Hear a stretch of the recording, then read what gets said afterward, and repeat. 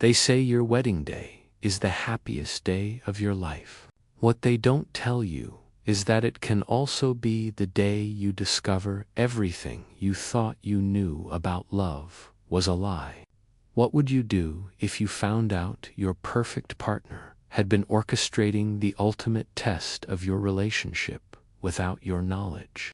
What if the person you trusted most turned your sacred moment into their personal psychology experiment? I'm Marcus, 31 years old, and 3 weeks ago I was supposed to become a married man. Instead, I became the star of the most spectacular wedding disaster this town has ever witnessed.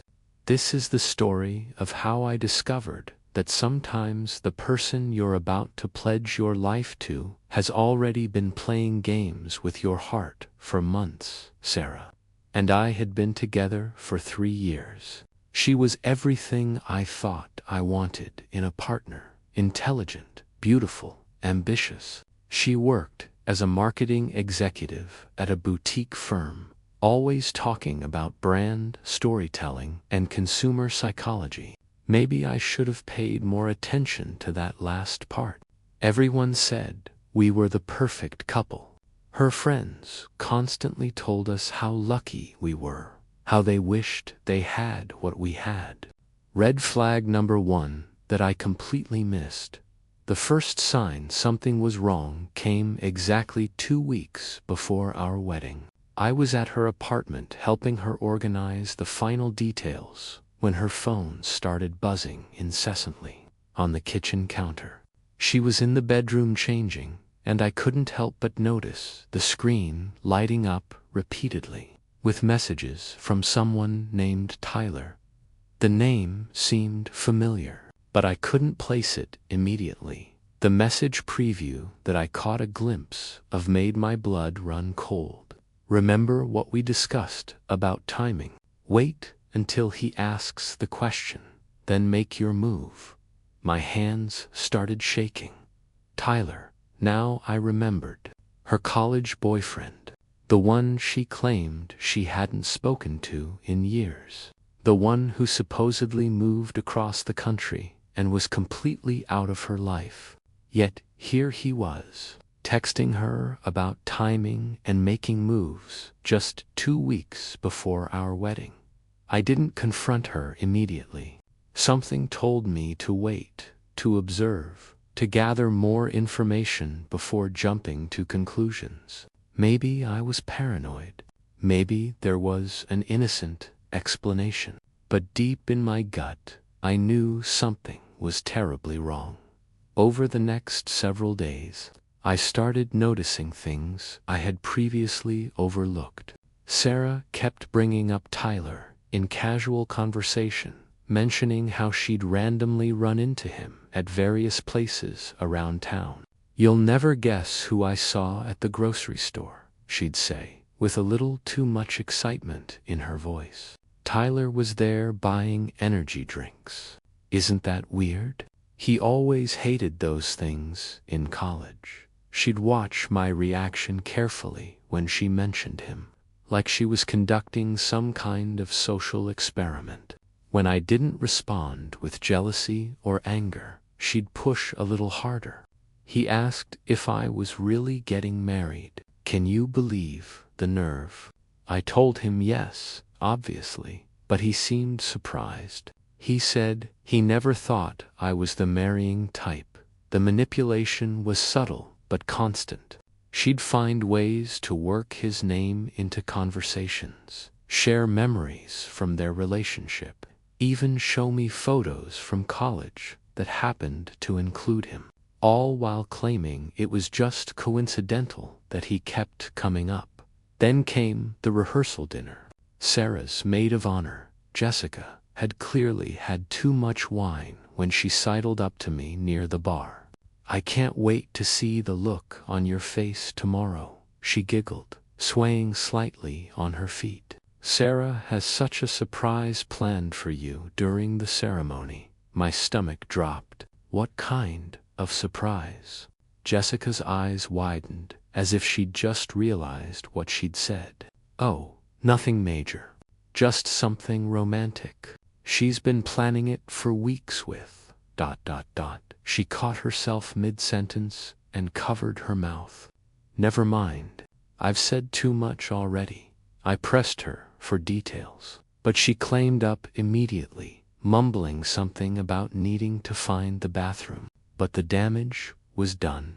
Sarah had been planning something with someone for weeks, and based on the cryptic messages and constant mentions of Tyler, I had a pretty good idea who that someone was that night. I lay in bed, staring at the ceiling, my mind racing with possibilities. What could she possibly be planning? What kind of surprise involved her ex-boyfriend and required such careful timing during our wedding ceremony? Nothing I could think of was good. Unable to sleep, I made a decision that I'm still not proud of. I knew Sarah's laptop password. We'd always been open with each other about technology, or so I thought.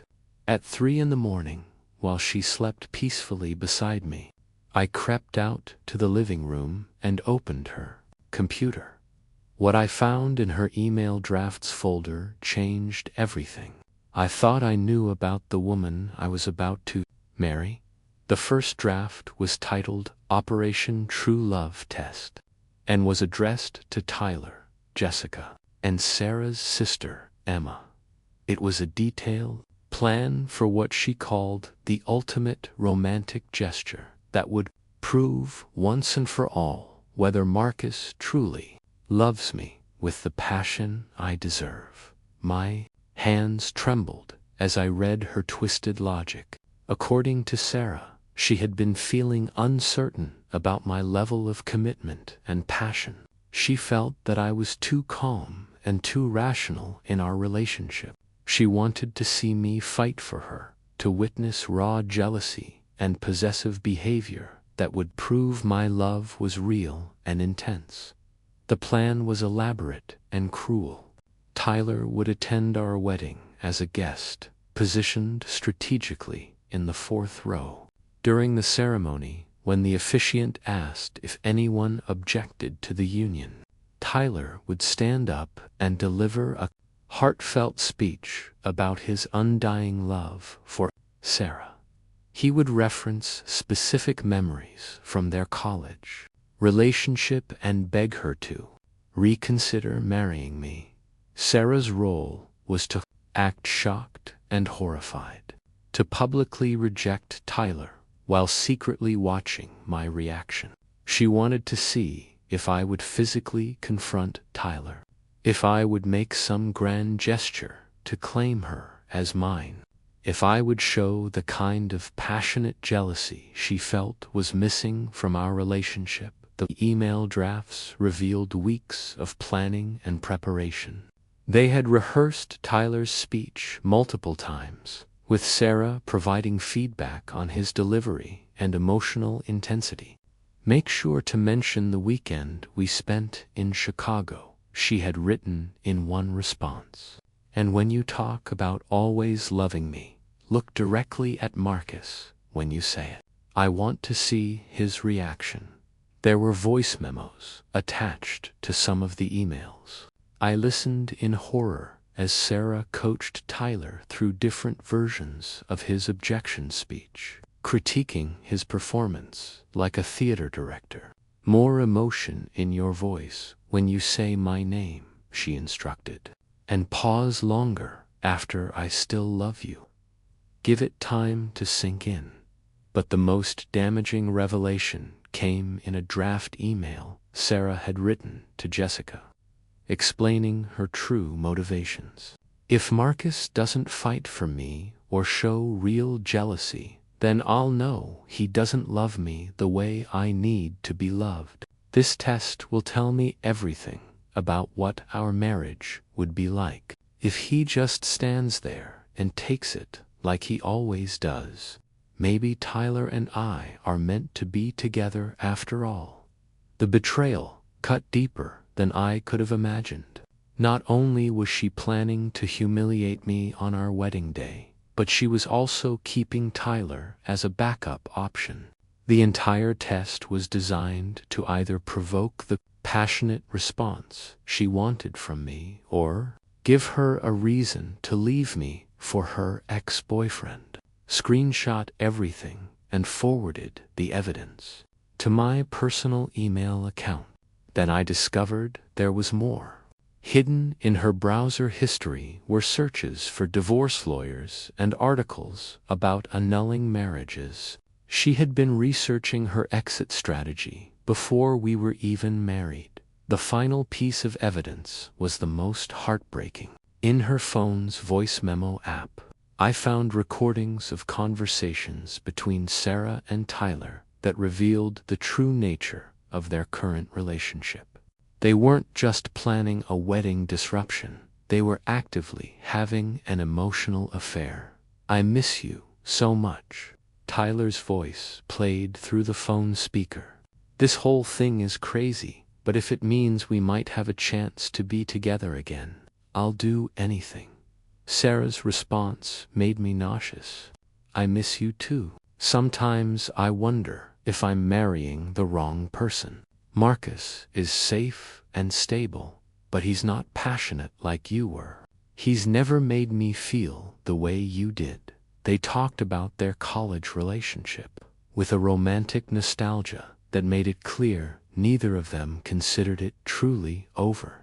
Tyler had moved back to town specifically because Sarah had reached out to him months earlier, claiming she was having doubts about our engagement. I sat in the dark living room until sunrise, listening to hours of recordings and reading through months of secret communications. By the time Sarah woke up, I had a complete picture of her deception and my own plan for how to handle it. The wedding day arrived with perfect weather and 200 guests.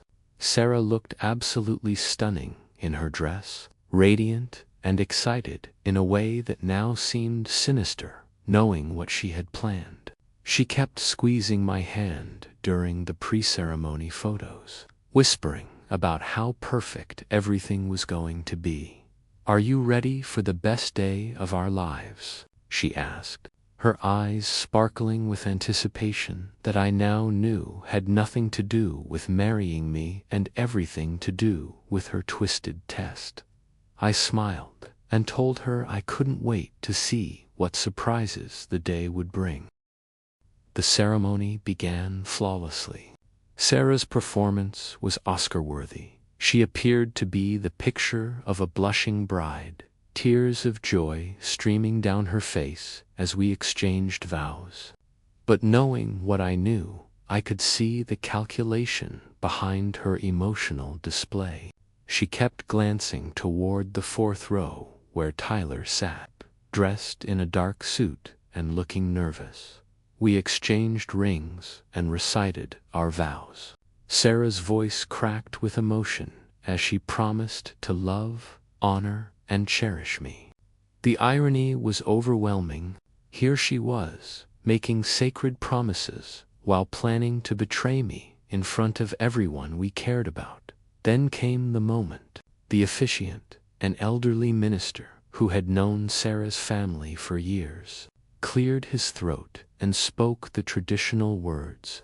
"If anyone present knows of any reason why this couple should not be joined in holy matrimony, speak now or forever hold your peace." Right on cue, Tyler rose from his seat.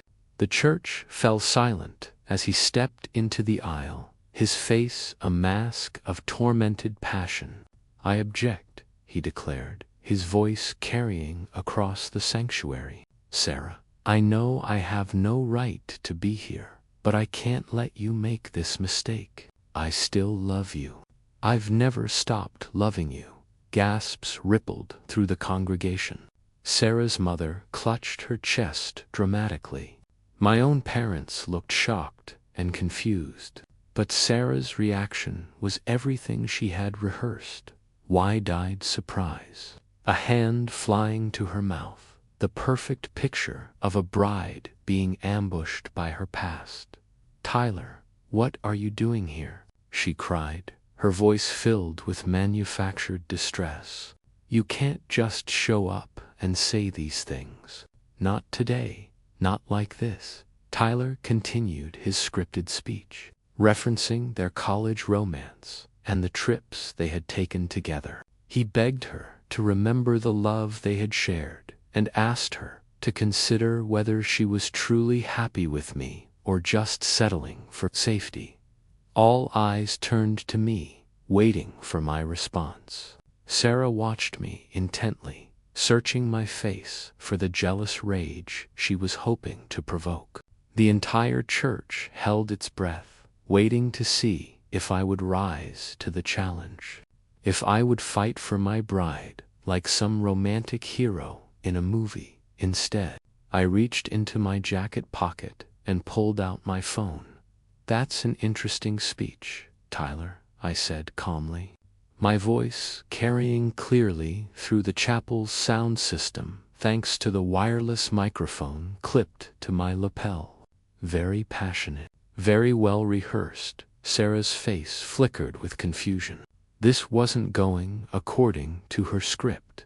I connected my phone to the church's audio system. I had arranged this with the sound technician earlier that morning, explaining that I might need to share some special recordings during the ceremony. He had assumed I meant wedding vows or a surprise song for my bride.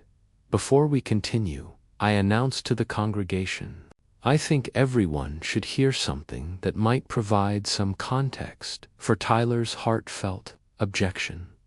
The first recording began playing through the church speakers. Sarah's voice filled the sanctuary, clear and unmistakable. "If Marcus doesn't fight for me or show real jealousy, then I'll know he doesn't love me the way I need to be loved. This test will tell me everything about what our marriage would be like." The color drained from Sarah's face as her own words echoed off the church walls. Murmurs of shock and confusion rippled through the crowd as they began to understand what they were hearing. Tyler's voice came next. "This whole thing is crazy, but if it means we might have a chance to be together again, I'll do anything." I let the recordings play for several minutes, providing a complete picture of their deception. The congregation listened in stunned silence as the true nature of the objection was revealed. Sarah's elaborate test, Tyler's willing participation, and the months of secret communication were laid bare for everyone to hear. When the audio finally stopped, the church was dead quiet except for the sound of Sarah's rapid breathing and someone in the back row whispering, "Oh my God," under their breath. I pocketed my phone and looked directly at Sarah, whose face had gone from confused to mortified to furious in the span of a few minutes. "So, to answer your question, Tyler," I said, my voice steady and calm, "you don't need to leave. You can stay, you can go. I honestly don't care. But I won't be participating in this charade any longer." I began walking toward the exit, my footsteps echoing in the silent church.